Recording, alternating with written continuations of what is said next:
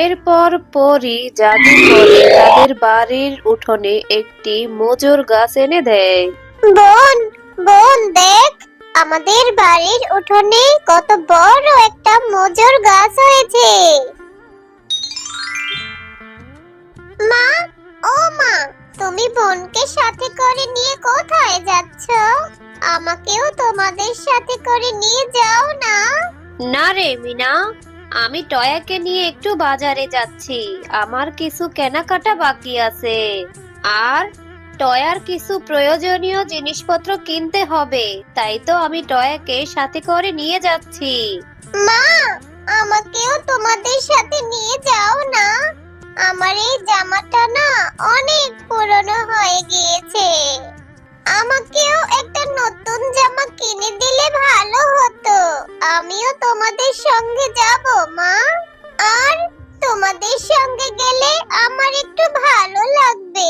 আমাকে তোমাদের সঙ্গে নিয়ে যাও না মা। হ্যাঁ রে মিনা, আমি কি ওখানে বেড়াতে যাব যে তোকেও সঙ্গে করে নিয়ে যাব? আর ওখানে কি ঘোরার জায়গা? হ্যাঁ, আর এমনিতেই আমার মেয়েটার শরীর অসুস্থ, একটু বাইরে বের হলে তার ভালো লাগতে পারে, তাই তো আমি ওকে নিয়ে যাচ্ছি। এত ঝামেলা আমি পছন্দ করি না। তুই বাড়িতে থেকে বাড়ির যত কাজ আছে কাজগুলি করে রাখবি। মা, আমার জামা কাপড়গুলি যে অনেক পুরনো হয়ে গেছে। থাক মা, আমার লাগবে না। তুমি বোনকেই নিয়ে যাও। মিনা, বড্ড কথা বলা শিখে গেছিস। একে তো নিজের মাকে খেয়েছিস, আর এখন আমার করে খাচ্ছিস। আমরা এখন যাচ্ছি। মনে করে বাড়ির সব কাজগুলি শেষ করে রাখবি। আর আমার মেয়ের জন্য মাংস দিয়ে বিরিয়ানি রান্না করে রাখিস। আমার মেয়েটাকে এসে খাওয়াবো। এ কথা বলে মুন্নি শিয়ালিনী তার মেয়ে টয়াকে নিয়ে বাজারে চলে যায়। কিরে মিনা, তোর এখনো রান্না হয়নি? একটুখানি মাংস দিয়ে বিরিয়ানি রান্না করতে এত সময় লাগে তোর? আর এইদিকে আমি বাজার করে কাপড় চোপড় কেনাকাটা করে চলে এলাম, আর তোর কি না এখনো রান্না শেষ হয়নি? এই তো মা, হয়ে গেছে। শুধু রান্না কোথায় করলাম মা, বাড়িতে যে আরো কাজ ছিল। বাড়িতে যে কাপড় ধোয়া ছিল, থালা বাসন ধুয়েছি, ঘর ঝাড়ু দিয়ে সবকিছু গুছিয়ে রান্না করতে এসেছি মা। তাই তো রান্নাটা দেরি হয়ে গেল। তুমি যাও মা, রান্না হয়ে গেলে তুমি আমি আর বোন মিলে মজা করে বিরিয়ানি খাবো। তোর রান্নার অপেক্ষায় থাকতে থাকতে আমার মেয়েটা খিদের যন্ত্রণায় ছটফট করবে। তাড়াতাড়ি রান্না শেষ কর, দেখি আমার মেয়েটাকে অন্য কিছু খাওয়ানোর ব্যবস্থা করতে পারি কিনা। খা মা টয়া, আমি তোর জন্য এই পিৎজা আর মোজো কিনে এনেছি। আর তুই মনে রাখিস, আর খবরদার টয়া, তুই ওই মিনার প্রতি একটুও দরদ দেখাবি না। তাড়াতাড়ি খেয়ে নে তো, আর নয়তো ওই ছোট লোকের বাচ্চাটা এক্ষুনি চলে আসবে আর এসেই সোসার মতো খেতে চাইবে। আরে আরে, বলতে না বলতেই চলে এসেছে। মা, ও মা, আমার যে বিরিয়ানি রান্না করা শেষ। আমি এখন বোনকে নিয়ে মজা করে বিরিয়ানি খাবো। আরে আরে মা, এগুলো টয়া কি খাচ্ছে? মিনা, তোর রান্নার অনেক দেরি হয়েছে, এখন আর টয়া বিরিয়ানি খাবে না। দেখছিস না টয়া পিৎজা খাচ্ছে? যা এখান থেকে, আমার মেয়েটাকে শান্তি মতো একটু খেতে দে। মা, পিৎজাটার সাথে ওটা কি? ওটা কি মোজো? মোজো খেতে তো অনেক মজা, তাই না? আমাকে একটু মোজো খেতে দাও না মা। মিনা, এসব দামি খাবার তোর মতো ছোট লোকের জন্য না, বুঝলি? এখন এখান থেকে যা তো, আমার মেয়েটাকে একটু শান্তি করে খেতে দে। খবরদার, আমার মেয়েটাকে এভাবে নজর দিবি না, আমার মেয়েটা যে অসুস্থ হয়ে যাবে। মা, ও মা, তুমি এখান থেকে বোনকে একটু পিৎজা আর মোজো দাও না। এখানে তো অনেকটাই অনেকগুলোই আছে। এতগুলো তো আমি খেয়েও শেষ করতে পারবো না। হ্যাঁ রে টয়া, তোর দেখি ওর জন্য দরদ উতলে উঠেছে। এসব ওর জন্য না, এসব অনেক দামি খাবার। তুই একবার খেতে না পারলে পরে খাবি। এসব খাবার তো ওর জন্য আনিনি। হ্যাঁ রে মিনা, এখানে দাঁড়িয়ে দাঁড়িয়ে রং তামাশা দেখছিস? যা এখান থেকে। মা, তুমি টয়াকে কত ভালোবাসো, আমাকে একটু আদর করো না, সারাক্ষণ শুধু আমাকে দিয়ে কাজ করাও।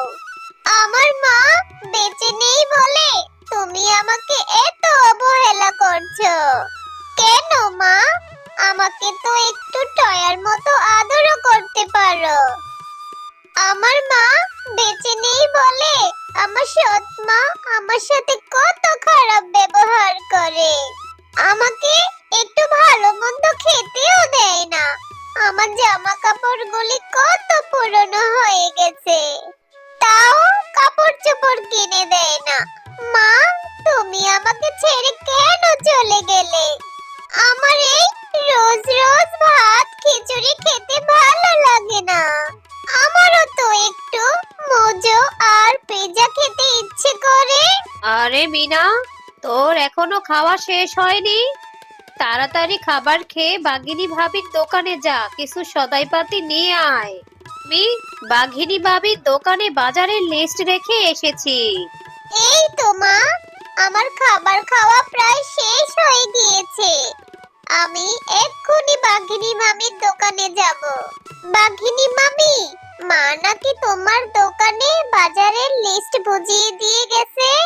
দাও, ওই লিস্ট অনুযায়ী আমাকে বাজারগুলি বুঝিয়ে দাও।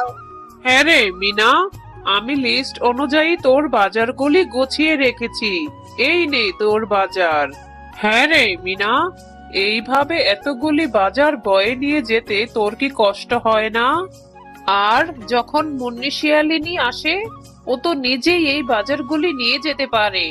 শুধু শুধু তোর মতো এই ছোট বাচ্চাটাকে দিয়ে এত কাজ কেন যে করায় আল্লাহই ভালো জানে। হ্যাঁ মামি, আমারও যে রোজ রোজ এতগুলি বাজার বয়ে নিয়ে যেতে ভালো লাগে না, অনেক কষ্ট হয়। কিন্তু কি করব বলো? এসব বাজার না নিয়ে গেলে, মায়ের কথা মতো না চললে মা যে আমাকে ধরে মারবে। আচ্ছা মামি, তোমার দোকানে যে ওই মোজো দেখা যাচ্ছে, ওই মোজো কত টাকা করে বলো তো? হ্যাঁ রে মিনা, তুই ওই মোজোর দাম জেনে কি করবি? তোর কাছে তো কোনো টাকা নেই। শুধু শুধু দাম জেনে তোর কি লাভ বলতো? দুবেলা দুমুঠো ভাতই তো খেতে পাস না, মোজো কিনে কি করে খাবি বলতো? হ্যাঁ মামি, এমনি জিজ্ঞেস করলাম। আসলে কি জানো, আমার না মোজো খেতে ভীষণ ইচ্ছে করছিল। যদি একটু খেতে পারতাম তাহলে খুব ভালো হতো। হ্যাঁ রে মিনা, তোর মা বেঁচে থাকতে অনেক ভালো পশু ছিল। এই নে মিনা, আমি তোকে এই মোজোটা এমনি দিয়ে দিলাম।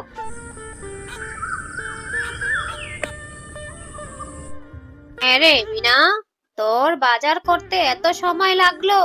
এতক্ষণ দেরি করলি কেন বলতো? আমার কি আর কোনো কাজ কাম নেই? তোর বাজারের আশায় বসে থাকলে কি হবে? আর সঙ্গে করে এটা কি নিয়ে এসেছিস? এটা তো দেখছি মোজো।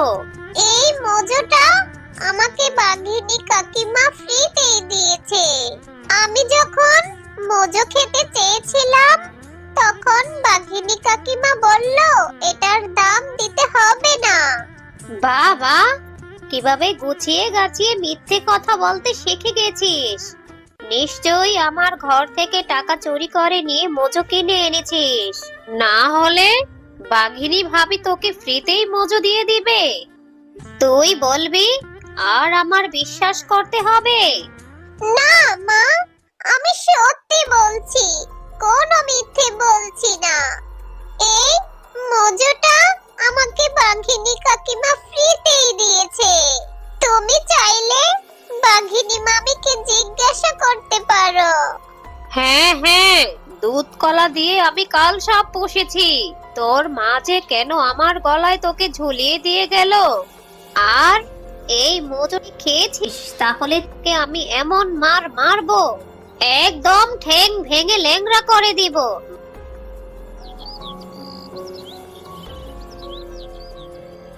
বোন, তুমি এখানে বসে বসে কাঁদছো কেন? তুমি এই মজুটা খেয়ে নাও। এই মজুটা খেতে যে খুব মজা। না রে বোন, আমি এই মজুটা খেতে পারবো না। আমি এই মজুটা খেলে মা আমাকে বাড়ি থেকে বের করে দিবে। বোন, চলো আমরা এই মজুটা আমাদের বাড়ির উঠোনে পুঁতে রাখি। যখন মা মজুর কথা ভুলে যাবে, তখন এখান থেকে উঠিয়ে তুমি আর আমি মিলে মজা করে মজু খাবো। হ্যাঁ রে বোন, তুই ঠিকই বলেছিস। তাহলে চল আমরা এটাই করি তাহলে। এরপর তারা দুই বোন সেই মজুর বোতলটি তাদের বাড়ির উঠোনে মাটির নিচে পুঁতে রাখে।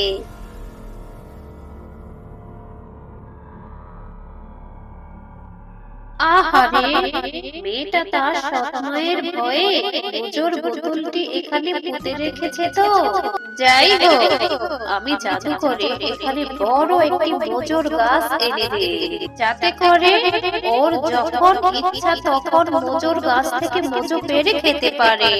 এরপর পরি জাদু করে তাদের বাড়ির উঠোনে একটি মজুর গাছ এনে দেয়। বোন, বোন দেখ, আমাদের বাড়ির উঠোনে কত বড় একটা মজুর গাছ হয়েছে। হ্যাঁ রে বোন, কালকে সেই পুঁতে রাখা মজু থেকেই মনে হয় এত বড় একটা মজুর গাছ হয়েছে। আরে, কি ব্যাপার? বাড়ির উঠোনে মজুর গাছ? আমি তো জীবনেও মজুর গাছ দেখিনি। এটা কি করে সম্ভব? হ্যাঁ, আমি জাদুর মজু গাছ। বিনা, এই গাছ থেকে যত ইচ্ছা তত মজু পেড়ে খেতে পারবে। দুষ্ট শিয়ালিনী, তুই অনেক খারাপ। তুই মিনার সাথে অনেক অন্যায় অত্যাচার করিস। আর তুই যদি আজ থেকে তোর ভুল শুধরে নিস, তাহলে তুই এই গাছ থেকে মজু পেড়ে বাজারে নিয়ে বিক্রি করতে পারবি। কিন্তু তোকে সব সময় মিনাকে তোর নিজের আপন মেয়ের মতো আদর যত্ন করতে হবে। আরে, এটা দেখি জাদুর মজু গাছ। ঠিক আছে মজু গাছ, আমি এখন থেকে মিনাকে আমার নিজের মেয়ের মতো আদর করব। আর এই গাছ থেকে মজু বিক্রি করে আমাদের সংসারটা অনেক ভালোভাবে চলে যাবে।